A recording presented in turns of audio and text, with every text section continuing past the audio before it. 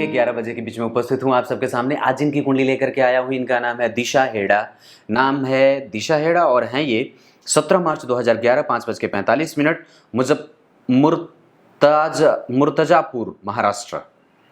कुंभ लग्न की कुंडली। अब ध्यान से समझना, शुक्ल पक्ष के चतुर्दशी के चंद्रमा जो होते हैं वो शुभग्रह होते हैं। मतलब व्यक्ति का मन और व्यक्ति का स्वास्थ्य ये दोनों ठीक है, और व्यक्ति के जो शरीर में रक्त बहने की स्थिति है वो भी ठीक है, क्योंकि कुंडली में लग्न में ही मंगल बैठे हैं तो ये एक अच्छी स्थिति हो जाती है।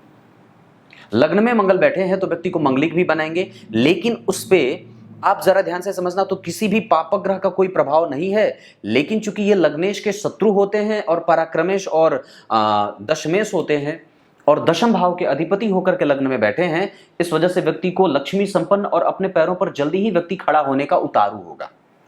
मंगल है ना, साहस, चपल, चतुर, चंचल, चालाक और झूठ बोलने वाला है। और कभी कभी अब जरा गौर करना, तो ये मंगल जो बैठे हैं वो व्यक्ति को पराक्रमी बनाएंगे और साहसी बनाएंगे। अंधेरे में भी तीर मार दे तो निशाने पे जाकर के लगे। अब इस कुंडली को और भी निकट से आके समझाता हूं। ये लाभ भाव की राशि है जो यहां बनी है। मतलब कि व्यक्ति की कुंडली में लाभ की स्थिति तो ऐसे ही संपूर्ण है, क्योंकि गुरु की राशि यहां बन रही है जो लाभ का कारक है। उसकी दूसरी राशि जो बन रही है वो जन्म कुंडली के लाभ भाव के बाद धन भाव में, यानी कि लाभ भाव की राशि लग्न में बनी, लाभ भाव में भाग्य भाव की राशि बनी तो भाग्य का बल मिला, और साथ ही साथ जन्म कुंडली में धन भाव के अधिपति धन भाव में, धन के कारक धन भाव में, और सूर्य और बुध इस भाव को मजबूती, तीन ग्रहों का प्रभाव। लग्न कुंडली के द्वितीय भाव में सूर्य बुध का बैठना और गुरु धन के कारक होकर के धन से व्यक्ति को संपूर्ण परिपक्व और मजबूत बना रहे हैं। चंद्रमा आय को सस्टेन करेगा और बिल्कुल रेगुलर करके रखेगा। सरकारी नौकरी का लाभ व्यक्ति को रहेगा और व्यक्ति पदस्थ अधिकारी बनने के योग्य भी है। मंगल है तो पराक्रमी और साहसी बनने के साथ साथ बुद्धिमता और बुद्धिमान होने का प्रभाव। यहाँ पे सूर्य द्वितीय भाव में बैठ करके व्यक्ति को धन, प्रतिष्ठा, पद, गौरव और पुरस्कार प्राप्ति का योग भी लगाएंगे।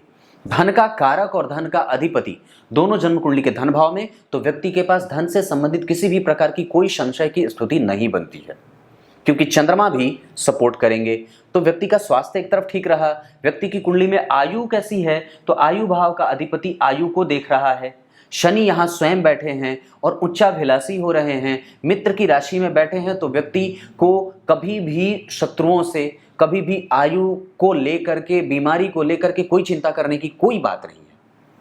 कंप्यूटर क्षेत्र का जानकार हो, टेक्निकल क्षेत्रों में व्यक्ति बड़ा अच्छा काम करता है। दूसरों के लिए और दूसरों के बजट को संभाल करके रखने वाला अकाउंटेंट वगैरह बनने का भी काम व्यक्ति कर सकता है। अकाउंटेंसी का काम व्यक्ति कर सकता है। कन्विंस करना, किसी को मैनेज करना, बैक ऑफिस का काम, और फिर उसको फ्रीलांसर वगैरह का भी काम, अपने बल पे कोई धन कमाना, अपनी वाणी के बल पे और अपने बुद्धि के बल पर व्यक्ति धन आसानी से यूं कमा लेता है और पिता से सर्वस्व लाभ प्राप्त करता है। पैतृक संपत्ति का लाभ व्यक्ति को यथोचित मिल जाता है और व्यक्ति हमेशा ही बुद्धि का तार्किक और श्रेष्ठ बुद्धि वाला इंसान बनता है। व्यक्ति कभी भी निंदनीय कृत्य न करे और गलत कृत्यों का मालिक न बने और हमेशा ही पिता से लड़ करके सभी चीजें प्राप्त करता रहे। अधिकार पूर्वक बात करने वाला होता है, अतार्किक नहीं होता है, तर्क बुद्धि से अपने प्रत्येक प्रकार की स्थिति को अपने अनुकूल करने वाला ही होता है। बात समझ में आ रही है? ज्योतिषीय भाषा नहीं बोल रहा हूं, मतलब बुद्धि अच्छी है क्योंकि सूर्य और बुध बढ़िया बैठे हैं। और जरा गौर करना, तो धन भाव के अधिपति जो बनते हैं वो गुरु ही बनते हैं। वो कहां के, तो सुख के कारक होते हैं। पंचम में बुध को स्थिति प्राप्त होती है। यहां बुध की राशि बनी है, वो बुध नीच के हैं जिसका नीच भंग गुरु स्वयं कर रहे हैं। और साथ ही साथ उस भाव पे शनि की दृष्टि है जो इस कुंडली का लग्नेश है। तो लग्न के अधिपति जा करके अष्टम भाव में बैठे, जहां मंगल की दृष्टि है जो कि धन दशम स्थान का अधिपति है। व्यक्ति के कर्म क्षेत्र के अधिपति लग्न में बैठ करके कार्मिक बना रहे हैं, और साथ ही साथ व्यक्ति के कुंडली में शनि और मंगल का प्रभाव यहां है। व्यक्ति जब कभी भी रोग व्याधि से युक्त हो तो उसमें से उठ के खड़ा हो जाए, वो मृत्यु को प्राप्त न हो। परंतु ऐसी स्थिति भी बनती है कि मंगल इस कुंडली में तृतीय भाव के अधिपति हैं, तो व्यक्ति को अपने वस्त्रों पे, अपने लोगों से, अपने कजन ब्रदर वगैरह से बच करके रहना चाहिए, बुरी निगाहों से बच करके रहना चाहिए। इसका ख्याल हमेशा रखना होगा। जब कभी भी जन्म कुंडली में चंद्रमा की दशा चले तो व्यक्ति को रोग व्याधि और धन के हानि होने का प्रभाव भी बढ़ता है। लेकिन एक बात बड़ी अजीब है कि व्यक्ति हो सकता है कि आरंभ में थोड़ा कष्ट उठाए, जैसे ये अपचय भाव है, अपचय भाव का अधिपति यहीं बैठा है, तो ऐसी स्थिति में व्यक्ति का उत्तरार्ध बड़ा अच्छा होता है। इनकी कुंडली में चंद्रमा आश्लेषा नक्षत्र के बैठे हैं, जो इस कुंडली में बुध इस कुंडली के अष्टम भाव के अधिपति होकर के धन भाव में बैठ करके पैतृक संपत्ति की वृद्धि करने के साथ साथ पिता को धनवान बनाते हुए दुश्मनों से लड़ते हुए व्यक्ति अपने जीवन के प्रत्येक प्रकार की विपरीत परिस्थितियों को अपने अनुकूल करता है और लाभ को प्राप्त करता है। क्योंकि लाभ भाव में राहु धनु राशि के बैठे हैं, सामान्यतया वो एक अच्छा ही परिणाम व्यक्ति को देते हुए देखे जाएंगे। ऐसा इसलिए क्योंकि इस कुंडली के लिए वो धन भाव के अधिपति होकर के धन भाव में बैठे हैं और वो अस्त नहीं है। मंगल इस कुंडली में अस्त हो रहा है, इस वजह से जन्म कुंडली में दशम भाव के अधिपति अगर अस्त हो रहे होंगे तो हो सकता है कि कर्म में कभी कभी कंफ्यूजन हो, या व्यक्ति कैरियर में इतनी सारी चीजें एक साथ देख ले कि उसको ये दिक्कत का इस बात की परेशानी बने कि मैं किस क्षेत्र में जाऊं। तो कभी वो इधर जाता है, कभी वो इधर जाता है, कभी तो व्यक्ति के लिए कौन सा क्षेत्र ठीक रहेगा? तो व्यक्ति के लिए कंप्यूटर का क्षेत्र ठीक रहेगा। दशम स्थान के अधिपति मंगल पूर्वा भाद्रपद के बैठे हैं, जो कि गुरु का नक्षत्र है। तो किसी ऐसे क्षेत्र में व्यक्ति जाए जहां वो खुद का भी काम करे और एक प्रकार से पद का मालिक भी हो। मतलब ये किसी को ऑर्डर देने वाला काम कर सकता है, किसी से ऑर्डर लेने वाला नहीं। ये किसी को ऑर्डर दे सकता है कि ये काम करो। शिक्षकीय गुण व्यक्ति के अंदर बहुत अच्छे हैं, व्यक्ति शिक्षक बन सकता है। कंप्यूटर से संबंधित क्षेत्रों में बैठ करके काम करने वाला, बैंकिंग से संबंधित क्षेत्रों में काम करने वाला, और व्यक्ति उच्च शिक्षा के क्षेत्र में जा सकता है, रिसर्च वगैरह के क्षेत्र में भी जा सकता है। प्रोफेसर और लेक्चरर आदि बनने का योग भी कुंडली में शामिल है। राजनीति और राजनीतिक पदों से लाभ प्राप्त करने का योग व्यक्ति की कुंडली में उपस्थित है। ये बात है। ऐसा मैंने क्यों कहा? क्योंकि गुरु ने चंद्रमा को देखा है और उच्च की दृष्टि से देख रहे हैं। चंद्रमा स्वग्रही है और जन्म कुंडली में चंद्रमा के छठे भाव में बैठने के कारण अगर वो स्वग्रही नहीं होता तो व्यक्ति को रोगी बना देता, पर व्यक्ति की कुंडली में वो स्वग्रही है, इस वजह से व्यक्ति को रोग से मुक्ति देगा और व्यक्ति के जीवन में सकारात्मक प्रभावों को दिखाने वाला भी हो जाएगा। व्यक्ति पॉजिटिव फील करेगा हमेशा। इनकी कुंडली की सबसे अच्छी बात बताऊं, इनकी कुंडली की सबसे अच्छी बात है कि जन्म कुंडली में गुरु ने चंद्रमा को देखा है। चंद्रमा स्वग्रही और शुक्ल पक्ष के पूर्णिमा के निकट जा रहे हैं, पूर्णेंदु होने वाले हैं। और साथ ही साथ कमजोरी क्या है कि केंद्र के 3 घर खाली हैं। मंगल की चौथी दृष्टि यहां, और यहां के अधिपति शुक्र जो है वो जन्म कुंडली में 12वें बैठे हैं। व्यक्ति घर के निकट ना रहे, घर के दूर जाकर के, घर से दूर जाकर के अगर पढ़ाई करे, शिक्षा अर्जित करे तो बड़ा लाभ हो।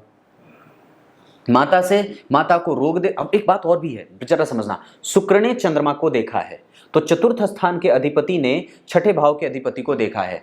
इस वजह से व्यक्ति सरकारी नौकरी में पदस्थ अधिकारी बनने का योग भी, क्योंकि मैंने क्या बात बताई थी कि जन्म कुंडली के चतुर्थ स्थान के अधिपति के साथ अगर छठे भाव के अधिपति का संबंध कैसे भी बन जाए तो ये व्यक्ति को लाभ प्राप्त कराता है। आयु है संपूर्ण, रोग व्याधि नहीं है, धन की स्थिति अच्छी है। कुंडली में अगर हम दाम्पत्य के दृष्टिकोण से देखते हैं, व्यक्ति के जीवन में प्रेम कितना है, इसको यश कितना मिलेगा, कीर्तिमान कितना स्थापित करेगा, प्रभावित कितना करेगा अपने प्रभावों से, तो पंचम और नवम भाव का अध्ययन आवश्यक है। तो आप जब पंचम भाव के अध्ययन को देखते हो तो पंचम के कारक गुरु स्वग्रही हैं और सूर्य के साथ बैठे हैं, जो कि इस कुंडली का सप्तमेश है। तो इस चूंकि ये किसी जातिका की कुंडली है, इस वजह से इस कुंडली में सूर्य का और गुरु का मजबूत होना आवश्यक है, जो कि हैं। ये अच्छी बात है। अगर लग्न में होते सूर्य तो थोड़े परेशान कर देते, जातिका को हेडेक देते, चिंता देते, व्यग्रता दे देते, परेशानी दे देते, माथे का दर्द, नेत्र की समस्या, बाल की समस्या कर देते।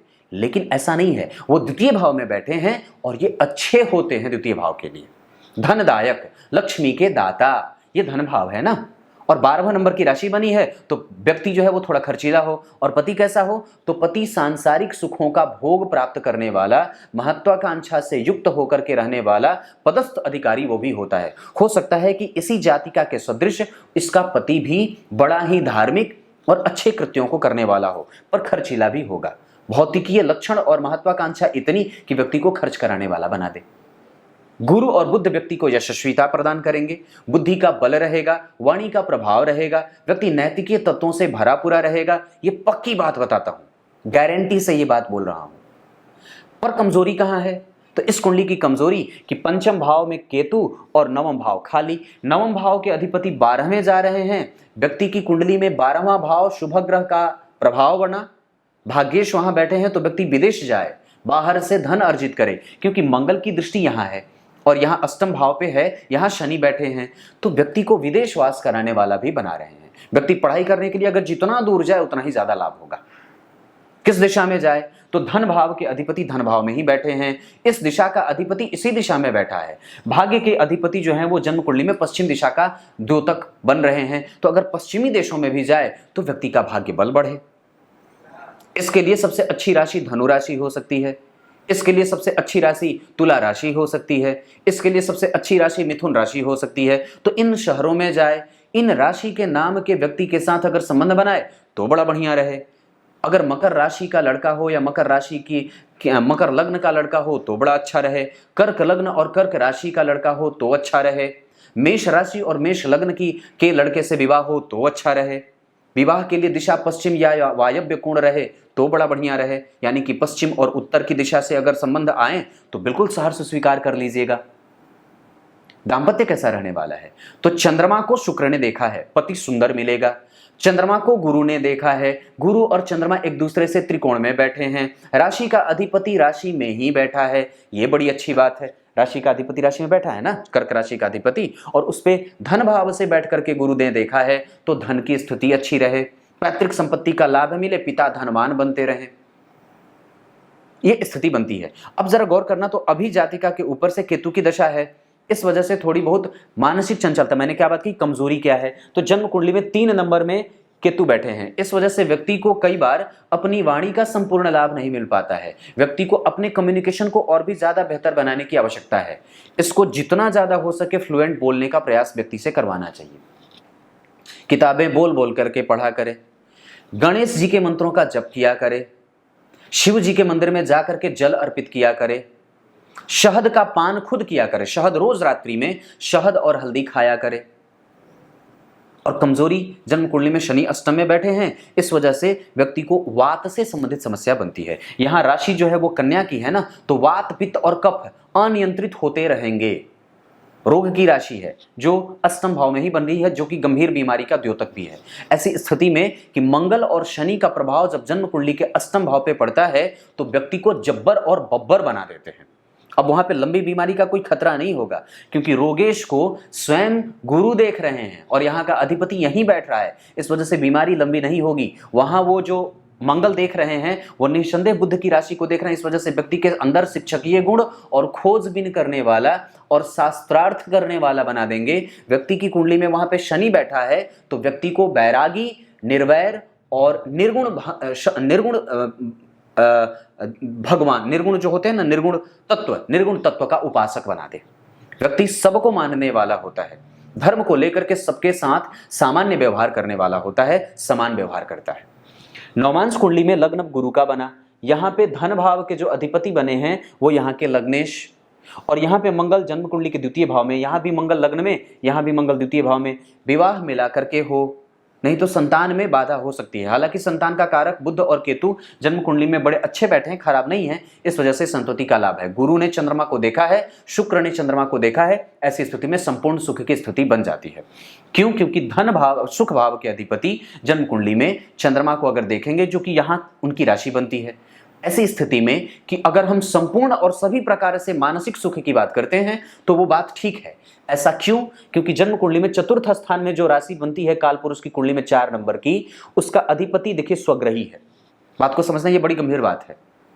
जन्म कुंडली में धर्म भाव के अधिपति मित्र की राशि में बैठे हैं, पर वो मित्रवत नहीं है। क्योंकि मित्रवत नहीं है, इस वजह से हो सकता है कि व्यक्ति के पास व्यय बढ़ा रहे, या हो सकता है कि व्यक्ति को यात्रा में थोड़ा बहुत कष्ट की स्थितियों में गुजरना पड़े।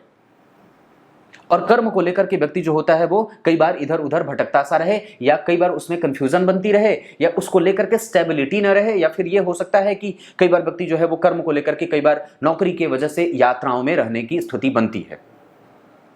लेकिन चूंकि अगर यहां पे देख रहे हैं तो विदेश में जाकर के भाग्य बैठा है, ऐसी स्थिति में और व्यक्ति जो होता है वो अपने अंडर में कई लोगों को रख करके काम करवाता है और मालिक होता है धातुओं का, मालिक होता है बुद्धि का, तर्क शक्ति का, बुद्धिमान होता है और सुंदर भी होता है।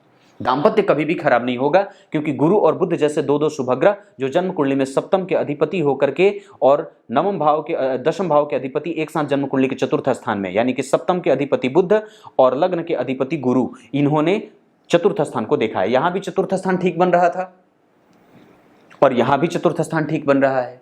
यहां पे सप्तम स्थान के अधिपति चतुर्थ को देख रहे हैं, ये बहुत अच्छी बात है। लग्न के अधिपति गुरु नवमांश कुंडली में और सप्तम स्थान के अधिपति बुध, ये दोनों एक साथ युति करके बैठे हैं। और केतु हर जगह त्रिकोण में ही बैठ रहे हैं, लग्न कुंडली में पंचम भाव में, नवमांश कुंडली में नवम भाव में, वृश्चिक राशि में। केतु को वृश्चिक राशि में कारकत्व की प्राप्ति हो जाती है, अष्टम भाव है वो। इस वजह से व्यक्ति को कई बार अपच की समस्या देने के साथ साथ व्यक्ति को धन भी देते हैं और व्यक्ति को दिव्य चक्षु मिल जाता है। वो भविष्य को देखने की क्षमता भी उसके पास रहती है, उसके पास बहुत अनुभव और अनुभव गम्य होता है। वो जो भी बात बोलेगा उसमें तर्क जरूर ही कहीं ना कहीं समाहित रहता है, ये बात है। तो जन्म कुंडली में राहु और केतु का प्रभाव व्यक्ति को धार्मिक बनाए, थोड़ा रोग भी देते हैं। और यहाँ पे सूर्य और शनि एक साथ बैठे हैं, गौर करना, सूर्य और शनि एक साथ जा रहे हैं। व्यक्ति कई बार जिद करेगा और वो जिद उसके पिता से ही होगी। मतलब अगर कभी कोई बहस जैसी कोई स्थिति बनेगी तो वो पिता से बन सकती है। इस वजह से पिता को उसके साथ संबंध हमेशा ही मित्रवत बना करके रखना होगा, जिसमें शीशे की दीवार ना हो, ताकि ये व्यक्ति आपके सामने बिल्कुल ही फ्रीली बात कर सके। किसी भी तरीके का कोई प्रभाव और अभाव नहीं होना चाहिए, क्योंकि यहाँ पे वृश्चिक राशि बन रही है जो मूलतः 8वें नंबर की राशि है, जो व्यक्ति को मंगल की राशि यहाँ पे बनने के कारण यहाँ का अधिपति अस्त है। और सूर्य जो है वो जन्म कुंडली में बुध के साथ बैठा है, मीन राशि का बैठा है जो 12वें भाव की राशि है। तो ठनते और बनते मैं पिता से ही देख रहा हूं। इस वजह से पिता के साथ संबंध हमेशा अच्छे रखने का प्रयास करें। व्यक्ति सूर्य का आदर करे, सूर्य का सम्मान करे, रात्रि में ज्यादा देर तक जगे नहीं, सूर्य को अर्घ्य दे, रविवार को नमक आदि का पान कम किया करे, बाजारू वस्तुओं का इस्तेमाल जितना ज्यादा हो सके कम किया करे, गाय की सेवा कर सके, तांबा धारण कर सके, तांबे का कड़ा धारण कर सके। सूर्य का रत्न माणिक्य लाभ ना करे पर तांबा जरूर लाभ कर सकता है इस कुंडली के लिए, क्योंकि जन्म कुंडली में वो सप्तम भाव के अधिपति होकर के द्वितीय भाव में बैठे हैं। ये कभी कभी परेशान कर सकते हैं, इस वजह से व्यक्ति को सूर्य की उपासना हमेशा ही करनी चाहिए। दशमांश कुंडली में लग्न कर्क का बना, यहाँ लग्न शनि का, मूल त्रिकोण राशि शनि की बनी, वो अष्टम में बैठे हैं, लेकिन लग्न में मंगल बैठे हैं। इस वजह से व्यक्ति को कार्मिक जरूर बना देंगे। व्यक्ति हमेशा ही कर्म को लेकर के उद्वेलित और जल्दी जल्दी के निर्णय में रहने वाला होता है। मंगलिक बहुत ज्यादा कठिनाई वाली स्थिति नहीं है। दशमांश कुंडली में लग्न में केतु यहाँ बैठे हैं, लग्न केंद्र में ही। ऐसी स्थिति में व्यक्ति कर्म को लेकर के हमेशा ही सजग और अपना अनुभव लगाने वाला होता है। जन्म कुंडली में गुरु यहाँ केंद्र में बैठे, यहाँ गुरु स्वग्रही और यहाँ गुरु केंद्र में। गुरु की स्थिति हर जगह अच्छी बन रही है। इसका मतलब है कि व्यक्ति के जीवन में अनुभव का होना, व्यक्ति के जीवन में यशस्विता का होना, धार्मिक पक्ष मजबूत होना, बड़े बूढ़ों का आशीर्वाद प्राप्त करना और धर्मज्ञ होना, ये सारी चीजें और संपूर्ण मानसिक सुख की स्थिति भी मजबूती से मिलेगी। जन्म कुंडली के सप्तम भाव में अगर गौर करते हैं तो यहाँ राहु बैठे हैं जो कि शनिवत होते हैं, शनि की राशि है, यहाँ के अधिपति होकर के पीछे जा रहे हैं। आर्थिक पक्ष कमजोर नहीं होगा क्योंकि गुरु की स्थिति जन्म कुंडली में इस पे है। गुरु अपनी राशि को देख रहे हैं ना नवमी दृष्टि से। इस वजह से व्यक्ति को कर्म क्षेत्र में प्रत्येक दिन, रोजगार में प्रत्येक दिन कुछ ना कुछ मिल जाएगा। ऐसा इसलिए क्योंकि जरा गौर करना तो शनि जो अष्टम भाव के अधिपति होकर के जाकर के जन्म कुंडली में प्रतियोगिता करा रहे हैं, विपरीत परिस्थिति और देर से हो सकता है कि कभी कभी व्यक्ति उसमें अप्लाई पावर कमजोर हो, कभी कभी बिल्कुल हक्का बक्का रह जाए या कभी कभी बिल्कुल ही उलूल जुलूल स्थिति में फंस जाए। तो ऐसी स्थिति में गुरु मदद करेंगे, मतलब किसी बड़े व्यक्ति का लाभ उस समय व्यक्ति को प्राप्त हो जाएगा। चंद्रमा है, ये संपूर्ण मानसिक सुख की यात्रा कराएंगे और भाग्य भाव के अधिपति गुरु कर्म में बैठे हैं। इस वजह से व्यक्ति जो भी काम करेगा वो अपने अनुभवों के आधार पर करेगा और अपने अनुभव से आगे बढ़ करके ही करेगा। व्यक्ति का कर्म क्षेत्र और व्यक्ति का अनुभव का क्षेत्र बहुत अच्छा है। व्यक्ति के पास अनुभव अपनी अवस्था से ज्यादा है, इस बात की गारंटी देता हूं। दशाओं के आधार पर अगर बात करता हूं तो इनकी कुंडली में सूर्य की दशा थोड़ी बहुत कमजोर, चंद्रमा की दशा 50%, मंगल की दशा 25%, बुध की दशा बहुत बढ़िया, गुरु की दशा बहुत अच्छी, शुक्र और शनि की दशाएं बहुत ज्यादा अच्छी रहने वाली, राहु और केतु की दशाएं 25% के साथ थोड़े कमजोर, लेकिन केतु हमेशा ही अच्छे परिणाम देने वाले बन रहे हैं। व्यक्ति अगर जब कभी भी इस कुंडली के हिसाब से अगर कुछ खरीदना चाहता है, भवन वगैरह का सुख तो बिल्कुल है, निस्संदेह है, इसका प्रभाव कभी भी कमजोर होने वाला नहीं है। शुक्र की दशा में व्यक्ति को माता से निकटता बढ़ती है, मंगल की दशा में व्यक्ति को पिता से रूठने का भाव जागृत होगा, मंगल की दशा में व्यक्ति अपने बल पर भरोसा ज्यादा करने लगेगा, बुध की दशा में व्यक्ति के वाणी का प्रभाव कुंठित भी होगा और प्रभाव भी दिखाएगा। आरंभ में थोड़ा कष्ट दे, पर बुध की दशा बाद में जाकर के अच्छी हो जाएगी। गुरु की दशा में संपूर्ण लाभ मिलेगा, अनुभव प्राप्त करेगा व्यक्ति। शुक्र की दशा में व्यक्ति को व्यय बढ़ता है, व्यक्ति की शादी हो जाए, व्यक्ति का विवाह हो जाए, व्यक्ति के भाग्य में बहुत बड़ा परिवर्तन हो जाए, ऐसी स्थितियां बनती हैं। भाग्य थोड़ा देर से खुले हो सकता है, लेकिन उत्तरार्ध बहुत अच्छा होने वाला है, क्योंकि जन्म कुंडली का छठा भाव एक्टिव है और बहुत अच्छा है, उस पर गुरु की दृष्टि भी है और वो बहुत अच्छे बैठे भी हैं। जन्म कुंडली के चतुर्थ स्थान के अधिपति के ऊपर अगर चंद्रमा का प्रभाव रहे और वो चंद्रमा खुद गुरु से दृष्ट हो, तो धन की स्थिति कभी भी कमजोर होने वाली नहीं है, क्योंकि चंद्रमा बहुत अच्छे बैठे हैं। यानी कि ये कुंडली कमजोर कहां से है? तो ये कुंडली कमजोर है, व्यक्ति को आलसी बना सकती है, व्यक्ति के कर्म में कंफ्यूजन हो सकता है। व्यक्ति को हमेशा ही दुर्गा जी का दर्शन करते रहना चाहिए, इससे भाग्य का बल मिलता रहता है। भगवान कार्तिकेय का नाम लेते रहना चाहिए, शिवाय नमः का जप करते रहना चाहिए। ये सब स्थितियां इनकी कुंडली में बन रही हैं। कर्म क्षेत्र ठीक है, आप इसको लेकर के बिल्कुल भी चिंता ना करें। व्यक्ति को एजुकेशन में आप प्रोफेसर के क्षेत्र में भेज सकते हो, पदस्थ अधिकारी या अकाउंटेंट, या फिर बिजनेस क्षेत्र में, जो एक कारपोरेट सेक्टर में जो होता है, कॉर्पोरेट सेक्टर में जहाँ पे बहुत बड़े लोगों को डील करना, उन्हें कुछ कन्विंस करना, उन्हें समझाना, उनके अकाउंट को संभालना, ऐसे क्षेत्र में व्यक्ति जा सकता है। कुछ इसी तरीके से आज के कार्यक्रम का समापन करते हैं। तब तक के लिए इजाजत दीजिए। कुछ पूछना होगा बेझिझक पूछ लेना। तब तक के लिए बहुत बहुत नमस्कार।